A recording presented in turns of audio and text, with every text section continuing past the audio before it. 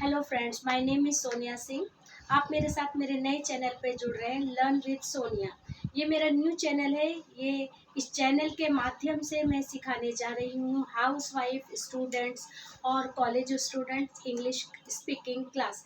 ये मेरी English speaking class के माध्यम से मैं आपको सिखाने जा रही हूँ नए नए तरीके, नई नई ग्रामर्स, और कैसे आपको घर बैठे आप अपनी स्पीकिंग को इम्प्रूव कर सकते हैं। आप गैदरिंग में नहीं है, आपके पास कोई कंपनी नहीं है, आपके ऐसे फ्रेंड सर्कल नहीं है, मगर मैं इस चैनल के माध्यम से बहुत ही आसान तरीके से, बहुत ही यूनिक तरीके से आपको सिखाने जा रही हूँ। अगर मेरे चैनल को सब्सक्राइब कीजिए। अगर आपको मेरा पढ़ाने का तरीका पसंद आता है तो लाइक कीजिए और बेल आइकन को ज़रूर प्रेस कीजिए, ताकि मेरे आने वाले वीडियो का नोटिफिकेशन आपको टाइम से मिल जाए। तो समय को ज़्यादा ना बिताते हुए आइए हम स्टार्ट करेंगे। आज हम बहुत ही आसान चीज़ें सीखने जा रहे हैं।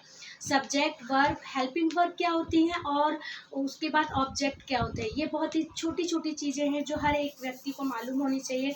मेरी इन दिनों में जितनी भी क्लासेस रहेंगी मैं उनमें आपको बेसिक सिखाने की कोशिश करूँगी।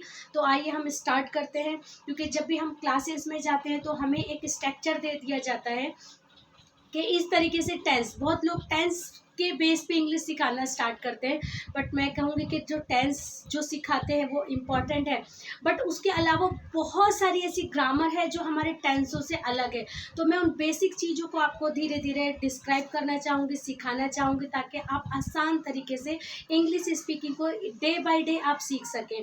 आइए हम स्टार्ट करते हैं। जब भी हम किसी क्लास में जाते हैं तो हमें मोस्टली एक स्ट्रक्चर दे दिया जाता है कि पहले आपको सब्जेक्ट लिखना है, फिर हेल्पिंग वर्ब लिखनी है, फिर वर्ब लिखनी है और फिर ऑब्जेक्ट लिखना है। तो काफ़ी लोगों को समझ ही नहीं आता है कि सब्जेक्ट क्या होते हैं, वर्ब क्या होते हैं, ऑब्जेक्ट क्या होते हैं और हेल्पिंग वर्ब क्या होती है। इस चैनल के माध्यम से आज मैं सिखाना चाहूँगी कि सब्जेक्ट क्या होते हैं। सबसे पहले मेरा टारगेट है कि लोगों को पता होना चाहिए सारे सब्जेक्ट होते क्या हैं। तो आइए आज मैं आपको बता रही हूँ कि subject what is the subject. देखिए, जब भी हम किसी व्यक्ति का या किसी भी चीज़ का नाम लेते हैं या किसी पर्सन का नाम लेते हैं, जैसे मान लीजिए आप डॉक्टर के बारे में बात कर रहे हैं, आप किसी लड़की के बारे में बात कर रहे हैं, आप किसी पुरुष के बारे में बात कर रहे हैं, आप उसकी जगह अगर आप कोई व्यक्ति दूर खड़ा है, आप वहाँ पर ये बात करें कि वह, जहाँ पर भी आप वह लगा रहे हैं, या मैं कहती हूँ मैं अपने बारे में बात करूँ तो उसकी जगह मैं इंग्लिश में लगाती हूँ आई। हम की जगह लगाते हैं हम वी, यू की जगह लगाते हैं हम तुम। तो इन सारे वर्ड जितने भी हैं, जब हम किसी व्यक्ति के बारे में बात करें, किसी पर्सन के बारे में बात करें या प्लेस के बारे में बात करें, वहाँ पर जो पहले स्थान पे जो नाम आते हैं उस नाम को हम सब्जेक्ट बोलते हैं। जैसे कि मैं उसमें आपको बताना चाहूँगी, आई एक सब्जेक्ट है, you, we, they, he, she, किसी का भी नाम। अब he, she, I, you, we, they तो आप समझते ही हैं, आपको पता है कि आई मैंने बता दिया आपको सब्जेक्ट है, मगर नाम में क्या क्या सब्जेक्ट है ये आपको नहीं मालूम। नाम में अगर मैं सिर्फ नाम लेती हूँ रमेश, सुरेश, तो वो एक नाम हो गए, मगर जब मैं बात करती हूँ किसी डॉक्टर की, किसी इंजीनियर की, किसी कारपेंटर की, किसी टीचर की, किसी प्रिंसिपल की, ये जितने भी नाम हैं, जब हम उनके बारे में बात कर रहे हैं तो हम उनको सब्जेक्ट कहते हैं। वो नाम, जैसे मैं बोलती हूँ रमेश चॉकलेट खा रहा है, तो कौन खा रहा है, उसमें एक नाम है रमेश। हाँ, और अगर मैं रमेश की जगह बोलती हूँ वह चॉकलेट खा रहा है, तो वहाँ मैंने नाम नहीं लिया, मैंने उसकी जगह पर बोला है वह चॉकलेट खा रहा है। तो वह की जगह, यानी अगर मैंने वह लगाया तो इंग्लिश में उसको ही बोलते हैं, और ये लड़के के लिए यूज़ किया जाता है। अगर मैं वह लड़की, यानी किसी लड़की वह चॉकलेट खा रही है, तो हम वहाँ पे यूज़ करते हैं शी। तो जब भी हम ही और शी का इस्तेमाल करते हैं, मतलब वहाँ पे नाम नहीं आ रहा है, हम वह का इस्तेमाल करते हैं, वो भी एक सब्जेक्ट में आता है। इसका पूरा जितने भी सब्जेक्ट होते हैं वो पूरी डिटेल्स में कमेंट बॉक्स में पिन कर दूंगी, आप वहाँ से देख सकते हैं। उसके बाद आता है हमारा सेंटेंस को, एक टेंस को पूरा कंप्लीट करने के लिए हमें सब्जेक्ट की ज़रूरत लगती है, हेल्पिंग वर्ब की ज़रूरत लगती है, वर्ब की ज़रूरत लगती है और ऑब्जेक्ट की। तो सबसे पहले ये सब्जेक्ट आता है, और सब्जेक्ट मैंने आपको बता दिए हैं क्या क्या होते हैं। इसके बाद मैं बात कर रही हूँ हेल्पिंग वर्ब।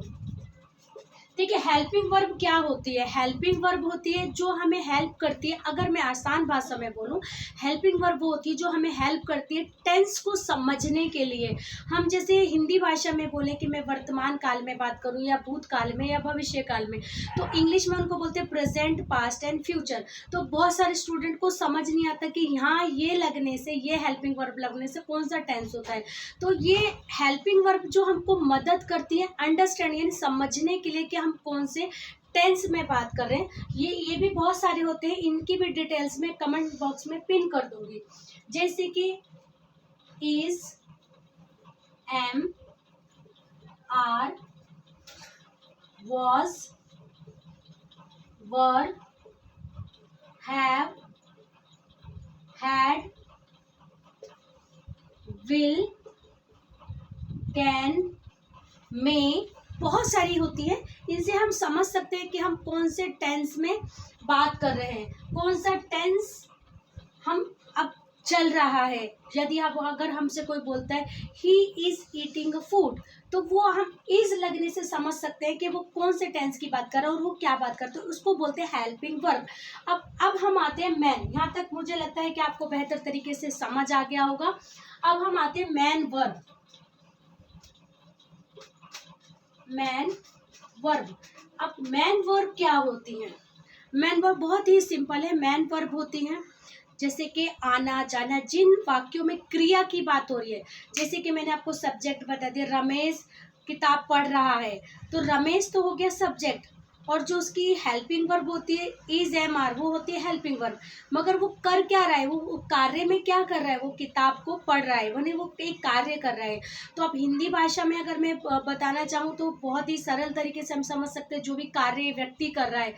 जैसे कि शीला कपड़े धो रही है, तो वो कार्य क्या कर रही है, कपड़े धोने का काम कर रही है। तो उसको जितने भी कार्य हैं, वो जितने भी सेंटेंस, यानी इंग्लिश में आप कार्य, जितने भी कार्य होते हैं हिंदी में आते हैं। कपड़े धोना, खाना खाना, रोना, सोना, धोना, पीना, पकाना, हाँ, आना जाना, जितने भी कार्य के जो वर्ड है वो मैन वर्ब कहलाते हैं। जैसे कि कम, आना, गो, जाना, ईट, खाना, कुक, पकाना, वॉश, धोना, हाँ, जितने भी कार्य हैं वो मैन वर्ब में आते हैं। जैसे कि हमने ऊपर स्ट्रक्चर में देखा, सब्जेक्ट वो मैंने आपको क्लियर कर दिया है, हेल्पिंग वर्ब वो भी मैंने आपको क्लियर कर दिया। वर्ब, अब वर्ब की 3 फॉर्म्स होती हैं, वो हम धीरे धीरे एक एक लेसन में क्लियर करेंगे। इसके बाद लास्ट में आपके स्ट्रक्चर में आ जाता है ऑब्जेक्ट। यही स्ट्रक्चर है जिनके थ्रू आपको टेंसेस सिखाए जाते हैं, मगर पहले आपको ये टेंस का ज्ञान होना बहुत ज़रूरी है। जिस तरह से खाना पकाने के लिए मसाले का ज्ञान होना ज़रूरी है। अगर आपको स्ट्रक्चर का जो रूल्स है, जो उसमें आता है, वो डिटेल समझ आ गई, तो आप इजीली सेंटेंस को बना सकते हैं कि सबसे पहले क्या आता है, सब्जेक्ट, उसके बाद हेल्पिंग वर्ब। वो हेल्पिंग वर्ब कुछ भी हो सकती है, but you have to understand first. आपको पहला ये समझ आना चाहिए कि आप को हेल्पिंग वर्ब क्या कहते हैं। अगर आपको हेल्पिंग वर्ब समझ आती है तो आप इजीली टेंस को बना सकते हैं। आपको मैन वर्ब समझ आती है तो आप मैन वर्ब को अंडरस्टैंड करके इजीली टेंस को बना सकते हैं। अब इसके बाद आता है लास्ट में ऑब्जेक्ट। ऑब्जेक्ट क्या होते हैं? Object, what is the object? जब टेंस के लास्ट में हम जिस भी निर्जीव चीजों की बात करते हैं उनको ऑब्जेक्ट कहा जाता है। जैसे मैं बोलती हूँ रमेश किताब पढ़ रहा है, पढ़ना तो उसका कार्य हो गया, वो पढ़ रहा है, मगर किस चीज को पढ़ रहा है, वो किताब को पढ़ रहा है, उसके हाथ में किताब है, वो क्या है, निर्जीव चीज है। तो जितने भी टेंस के जो भी हम एक वर्ड, एक सेंटेंस बनाते हैं, उसके लास्ट में जितनी भी निर्जीव चीज़ों की बात करते हैं, जैसे कि मोबाइल, मैं मोबाइल यूज़ कर रही हूँ, तो मैं क्या यूज़ कर रही हूँ, मोबाइल यूज़ कर रही हूँ, है ना। मैं किताब पढ़ रही हूँ, मैं खाना पका रही हूँ, तो पकाने को तो मैं क्रिया में कह सकती हूँ, मैं क्रिया कर रही हूँ, मगर पका क्या रही हूँ, मैं खाना ना, आलू बैंगन कुछ भी चीज़ें मैं पका रही हूँ।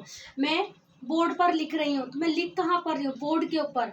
मैं बाइक चला रही हूँ, तो मैं क्या कर रही हूँ, मैं बाइक को चला रही हूँ, वो क्या एक निर्जीव चीज़ है। तो जितनी भी निर्जीव चीज़ें वो सब कंसिडर्ड करी जाती हैं, उनको कहा जाता है ऑब्जेक्ट, जो हमेशा सेंटेंस के लास्ट में आती हैं। जैसे कि कार, मैं कार चला रही हूँ, मैं मोबाइल यूज़ कर रही हूँ, मैं टीवी देख रही हूँ, मैं कपड़े धो रही हूँ, तो कपड़े क्लॉथ। मैं किताब पढ़ रही हूँ, बुक। मैं पत्र लिख रही हूँ, लेटर। मैं सो रही हूँ, स्लीप। बेड। मैं बेड पर सो रही हूँ। ठीक है, तो जितने भी ऐसे वर्ड हैं वो निर्जीव चीज़ों में गिने जाते हैं, उनको हम ऑब्जेक्ट बोलते हैं। मैं आशा करती हूँ कि मेरा फर्स्ट जो लेसन है आपको बेहतर तरीके से समझ आया रहेगा। मैं इसकी पूरी डिटेल्स जो भी है और बाकी जितने भी वर्ड हैं मैं कमेंट्स बॉक्स में पिन कर दूंगी, आप वहाँ से देख सकते हो। अगर आपकी कोई भी क्वेरी है, कोई भी क्वेश्चन है, तो आप मुझे कमेंट्स बॉक्स में लिख सकते हैं। आप क्या और सीखना चाहते हैं, क्या बेहतर तरीके से मैं आपको और सिखा सकती हूँ, आपकी जो भी क्वेरीज आप कमेंट बॉक्स में प्लीज़ लिख सकते हैं। अगर मेरे चैनल आपको पसंद आता है, मेरे पढ़ाने का तरीका आपको सरल लगता है, तो आप मुझे लाइक कीजिए, सब्सक्राइब कीजिए और बेल आइकन को ज़रूर प्रेस कीजिए, ताकि मेरे आने वाले जितने भी वीडियो हैं जो आने वाले हैं और मैं उन पर बेहतर तरीके से आपको सिखाने की कोशिश करूँगी, उनका सभी का नोटिफिकेशन आपको टाइम से मिल जाए। Thank you so much.